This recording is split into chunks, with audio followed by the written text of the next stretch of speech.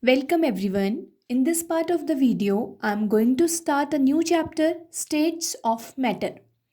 So from the states of matter, firstly we will deal with the gaseous state of matter, and in the gaseous state we will firstly study the topic gas laws. Firstly, we have to know what is the meaning of gas laws. The gas law, it is the study of the behavior of gases. When we are talking about the behavior of gases, then we use gas law. And these gas law work on some conditions, and the conditions on which the different gas laws work, these are pressure, volume, temperature, and the amount of gas. The gas laws depends upon the pressure P, they depends upon the volume V, they can depend upon the temperature T, and the number of gas or the amount of gas, number of moles of gas or the amount of gas N. These gas laws give a quantitative relationship between any two variables. Out of these four variables, gas laws gives a quantitative relationship. Uh, these gas laws gives quantitative relationship between any two of the variable. Out of these four, any two of the variable, and in which the other two variable remains or they can kept constant during the process. So the first of all, we have to check how many gas laws are there. There are four type of gas laws, and the first law is known as Boyle's law, second one is Charles law, third is Gay-Lussac's law, and the fourth one is Avogadro's law. When we are dealing with the first law, first one, Boyle's law. For Boyle's law, the constant quantities for the Boyle's law, out of these four quantities, pressure, volume, temperature, and amount of gas, the constant terms in case of Boyle's law are amount of gas N and the temperature. These two quantities will remain constant. Now the variable quantities will be for the Boyle's law. If these two quantities out of four will remain constant, then the variable quantity will be pressure and volume, because these will be the variable. And how will they relate with each other? For the Boyle's law, pressure will be inversely proportional to the volume. It means when you are increasing the pressure, the volume of that particular gas will get decreases, or if you are decreasing the pressure, the volume of that particular gas will get increases. Now the next law is Charles law. For Charles law, the constant quantities are number of moles, again the amount of gas, and the pressure quantity remains constant. Now the variable quantities from these four will be temperature and volume. These two quantity will remain, they will be the variable here. And if temperature and volume are the variable, now how can these two quantities will relate with each other?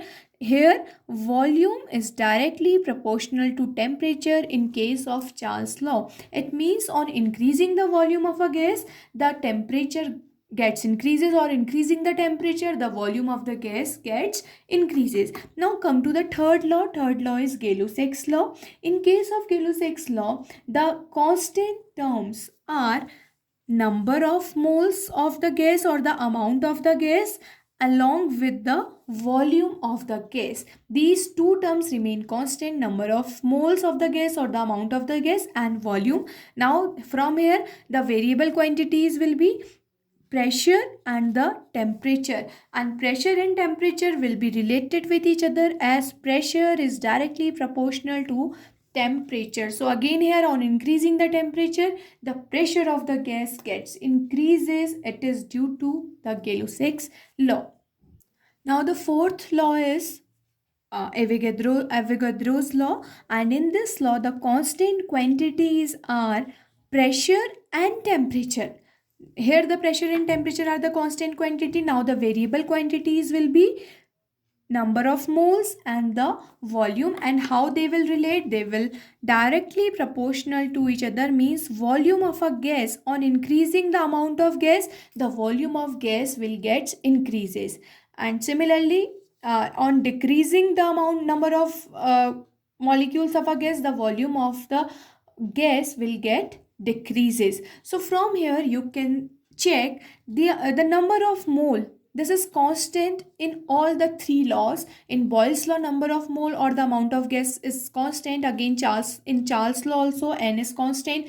In Gay-Lussac's law, the value of n or the amount of gas is constant. But in case of Avogadro law, the amount of gas is not constant. Now it is variable, and it is variable with the volume of the gas. Now the remaining quantities or the constant quantities will be pressure and the temperature.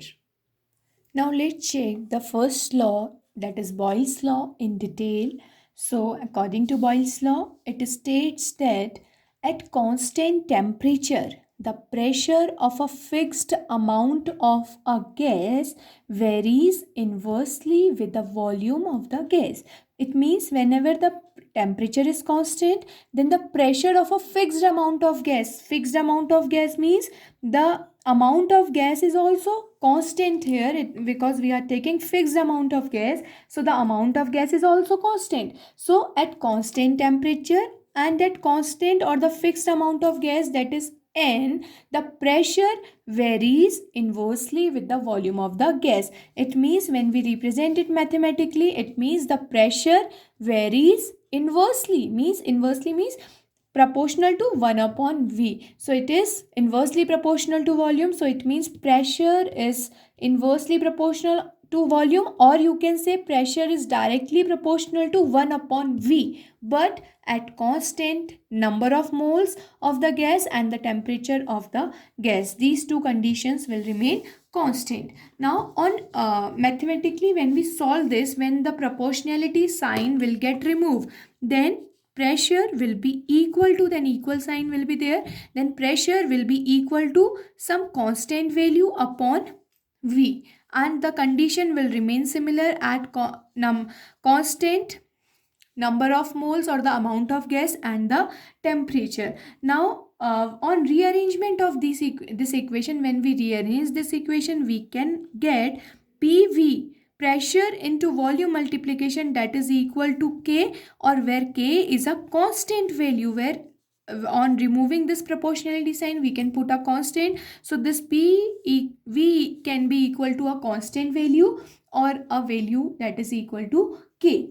Now suppose initially our volume of a gas is V1. If the volume of a gas initially it is V1, and at a given mass of a gas at the same time the pressure of the gas is P1, but the condition is same, the temperature is constant again. Now when the pressure gets changes, after some time when the pressure gets changes, when the value of P1 gets changes or the pressure changes, then P1 can get converted into P2. If the pressure is P2, now the volume V1 will be V2 for that. So when you will rearrange this PV equal to constant K for pressure 1 to pressure 2 and volume 1 to volume 2, now the final equation which we can get, that will be equal to pressure, initial pressure P1 into initial volume, and it gets changes after some time, so it will be P2 V2. So P1 V1 is equal to P2 V2, and that is equal to a constant value again. So this is again a representation of a pressure and volume of a gas according to Boyle's law, when pressure of a gas changes to P2 and volume of a gas gets changes to V2. So from here we can say that the product of volume and pressure for a given mass of a gas at constant temperature is always constant. Means what does it mean? It means the product of volume and pressure. It means the product of pressure and volume here, that is for a given mass of gas, the mass of gas should be fixed. For a given mass of gas at a constant temperature, the value remains constant. So you can see from here the product of pressure and volume for a given mass or a fixed number of moles of gas or the fixed amount of gas at constant temperature, the value is constant here. Now let's check an example of gas law. Boyle's law.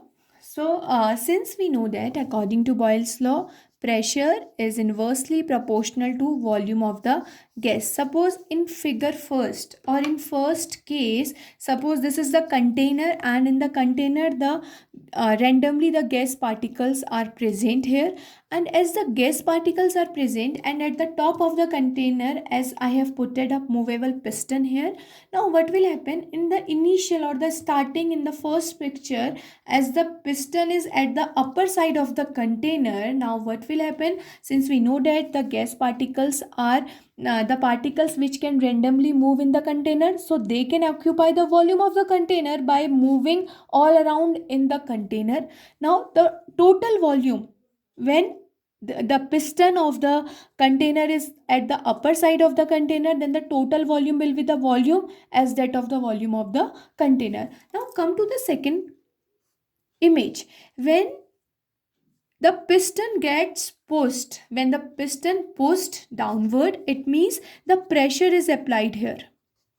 It means pressure is applied. On pushing of a piston, we have to apply some pressure. So it means a pressure is applied here. It means the pressure gets increases here. Now what will happen? According to Boyle's law, as soon as we are rising the pressure on pushing the piston over a container, it means we are rising the pressure. So what will happen? On rising the pressure, the volume of the gas which are present in the container, it decreases. It decreases here, and you can see on increasing the pressure the volume is becomes now this only, and the volume is decreases here. Initially the volume is this much. Now on increasing the pressure the volume becomes only this one. Now in the third picture, again when we move to the third picture here, now again here what is happening, the piston is again pushed more than the second picture. The piston is again pushed. Now what you are observing here, you are observing the volume of the gaseous molecule is very small here, and the volume is only up to this volume. So on pushing of piston means increasing of pressure, so the volume gets decreases here. So this example verifies the Boyle's law, because on increasing the pressure, on applying some pressure on the piston, it means the volume of a gas gets decreases. So this is satisfying the Boyle's law. Means pressure and volume, they both are inversely proportional to each other, but the condition is there, temperature and number of moles are fixed or they are constant during the experiment.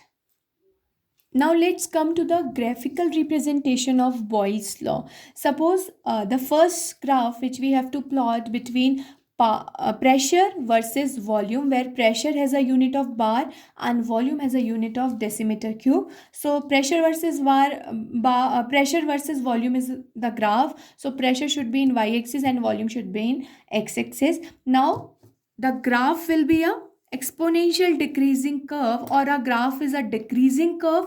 Why it is a decreasing curve? Because we know that to just take a point here, it is, suppose it is P1, and here is some value of pressure is there. Suppose this value of pressure has 6 bar pressure here, and here it is P2. Suppose here the value of pressure is 4 bar. Similarly, suppose here the volume is around 8 decimeter cube, and here suppose the volume is around 10 decimeter cube, and we can see the volume is increasing left to right and the pressure is increasing when you are moving upward in a y-axis. So on taking this point where the pressure P1 is 6 bar, and you can see the volume at that time, suppose I'm talking about the volume, so at that time the volume will be V1. So on increasing the pressure, the value of volume is getting decreases, and suppose if I am decreasing the pressure, if I am coming to this point P2, so you can observe if the pressure goes decreases, the volume of the curve is increases, and this is the increasing value of the volume, that is V2. अगर हमारा pressure की value higher है, initially ये point था जहाँ पे pressure की value higher है, अगर प्रेशर की वैल्यू ज़्यादा है तो इट मीन्स वो पॉइंट ऐसा होगा वहाँ पे वॉल्यूम की वैल्यू बहुत कम होगी. और अगर हम एक पॉइंट पे ऐसे आए जहाँ पे हमने देखा कि हमारे प्रेशर की वैल्यू कम है बट वो पॉइंट ऐसा होगा वहाँ पे उसकी वॉल्यूम की वैल्यू बहुत ज़्यादा होगी, and this is that point. Pressure कम है लेकिन वॉल्यूम ज़्यादा है. यहाँ पे प्रेशर ज़्यादा है था लेकिन वॉल्यूम कम था. Now similarly, when we have to draw the graph for different temperatures. So for the first temperature, because as we are drawing the graph between pressure versus volume, so suppose I am taking the example at a constant temperature for one line. Suppose I am taking an example of temperature 200 Kelvin. So this line will be observed. Now again, if I'm observing the same line for the temperature, suppose it is 300 Kelvin, I will get this line. Suppose again I am observing a line or the P versus V curve for a constant temperature, and suppose here the temperature is 400 Kelvin. So you can see for a fixed amount of temperature here, for fixed temperature that is 400 Kelvin, the pressure gets decreases with increase of volume. Similarly, in the second case, for a fixed value of temperature that is 300 Kelvin, the pressure is decreasing with increase of volume. And for the again the third one, the for the fixed value of 200 Kelvin temperature, the pressure is decreasing with increase of volume here. Now let's check the second type of graph. If suppose we have to plot a graph between pressure and 1 upon V, pressure versus 1 upon V, then the graph will have a straight line. Why this is straight line? Because we are talking about pressure versus 1 upon V. We know that pressure is inversely proportional to V, volume, but it is proportional to 1 upon V. The meaning is same.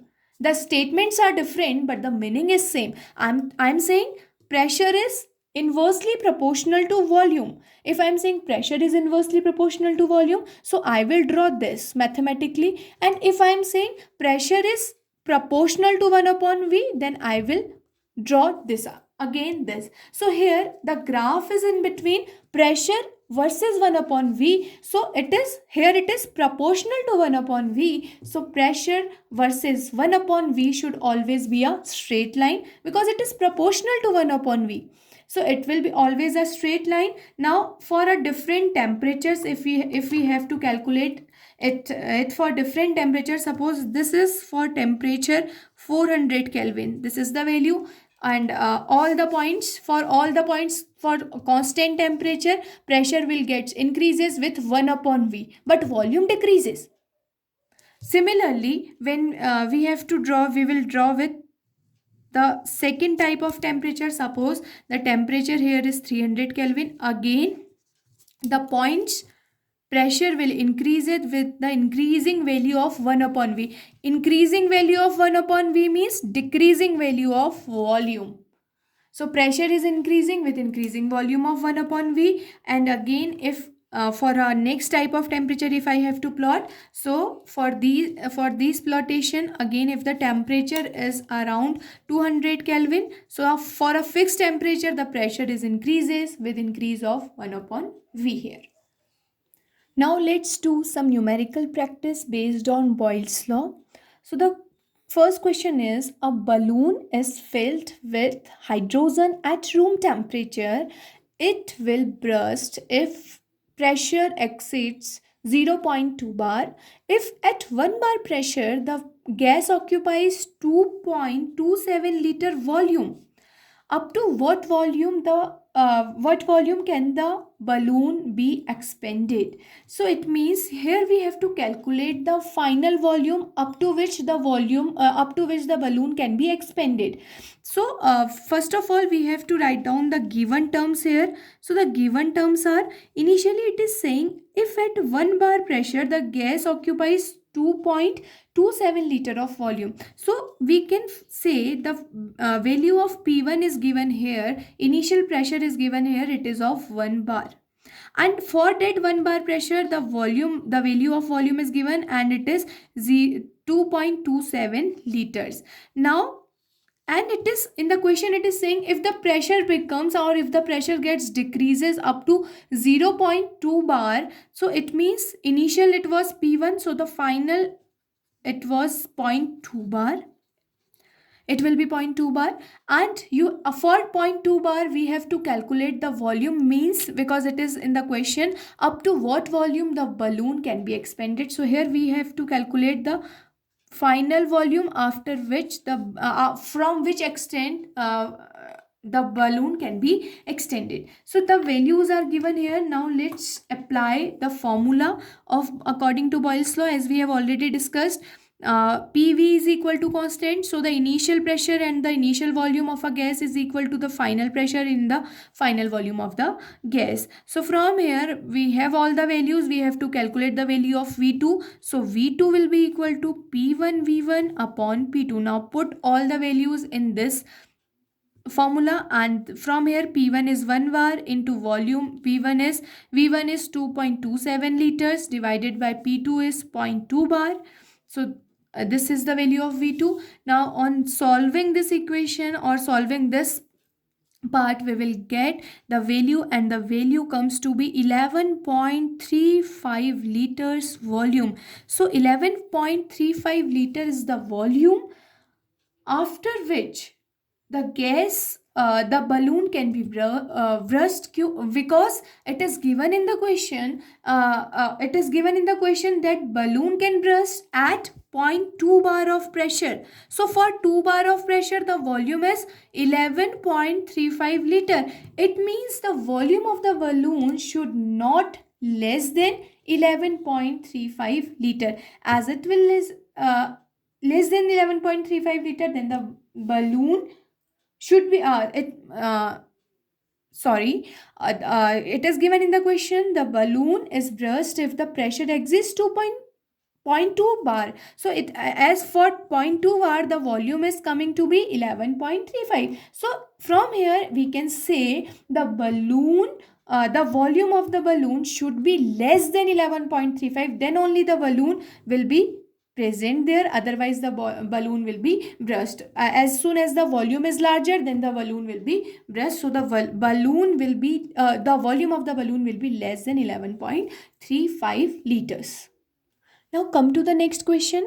Question is, what will be the pressure of the gaseous mixture when 0.5 liter of H2 gas, hydrogen gas at 0.8 bar, and 2 liters of oxygen gas at 0.7 bar are introduced into 1 liter vessel at 27 degrees centigrade. It means temperature is constant here, and it is given in the question. Let's write the given terms. It is given in the question for hydrogen gas.